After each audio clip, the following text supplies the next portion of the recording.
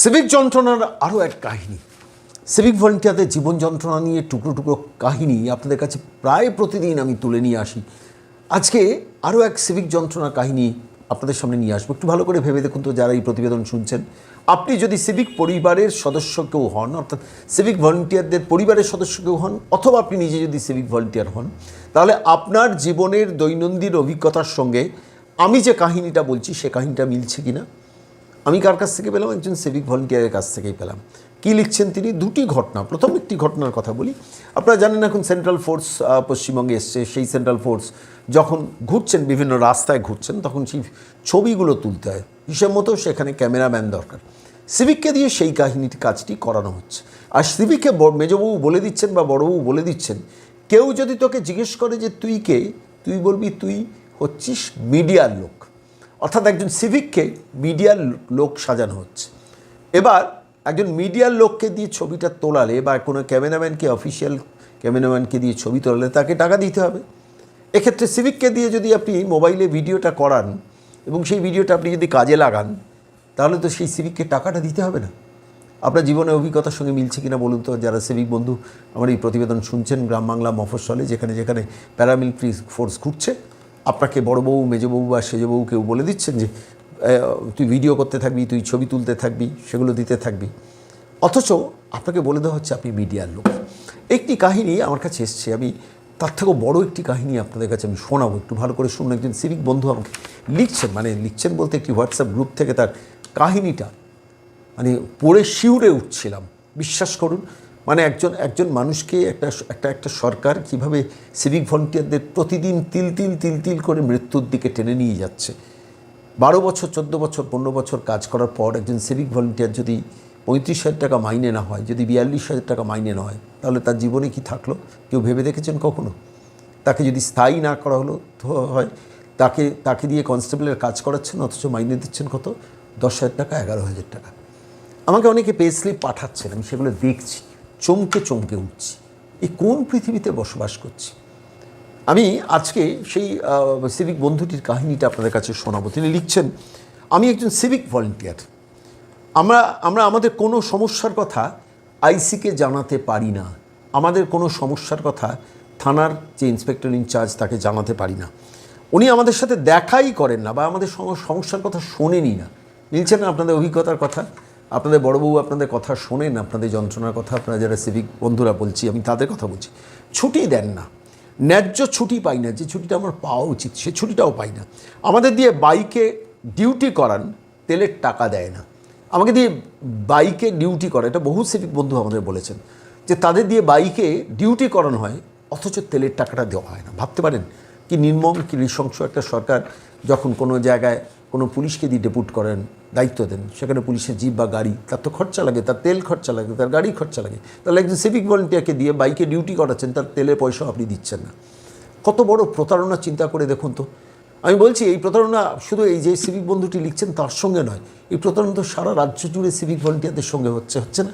আপনাদের অভিজ্ঞতার কথা থাকলে অবশ্যই আমাকে লিখে পাঠাবেন। একটি নাম্বার তো আপনাদের কাছে বলেওছি, 9830426078। সিভিক থানা বলে লিখে পাঠাবেন, আর আপনার অভিজ্ঞতার কথা লিখবেন। আপনার নাম কেউ জানতে পারবে না। প্রতিদিন 10 ঘন্টা, এরপরে সিভিক বন্ধুটি লিখছেন, প্রতিদিন 10 ঘন্টা করে স্যার ডিউটি করান। অনেক ডিউটির সিসি দেন না, অনেক ডিউটির সিসিটা দেন না। সিসি বলতে আপনারা বোঝেন যে ডিউটি চার্ট আপনাদের সাজিয়ে দেওয়া হয় যে এই কাজ করতে হবে, কোনো ডিউটির সিসি পর্যন্ত দেন না। কিন্তু অনেক ডিউটি আমাদের দিয়ে করিয়ে নেন, 10 ঘন্টা ডিউটি করান। আমাদের অকথ্য ভাষায় গালিগালাজ করেন। এইখানেই তো প্রশ্ন, সিভিকরা মানুষ নন? আমাদের অকথ্য ভাষায় গালিগালাজ করেন। আপনাদের অনেকের জীবনেই অভিজ্ঞতা আছে, প্রচুর বহু মানুষ লিখেছেন।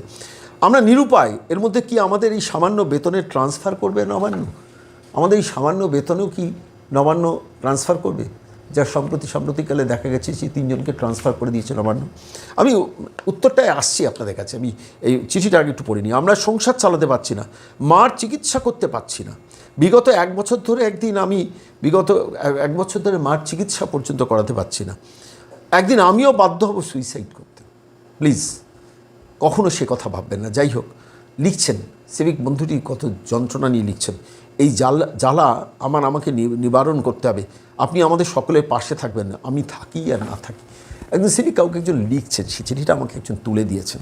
আমি খালি ভাবছিলাম, বিশ্বাস করুন, একজন সিভিকের জীবনটা কত অসহায়, কতটা যন্ত্রণার, এই টুকরো টুকরো কাহিনীগুলো কিন্তু তার প্রমাণ।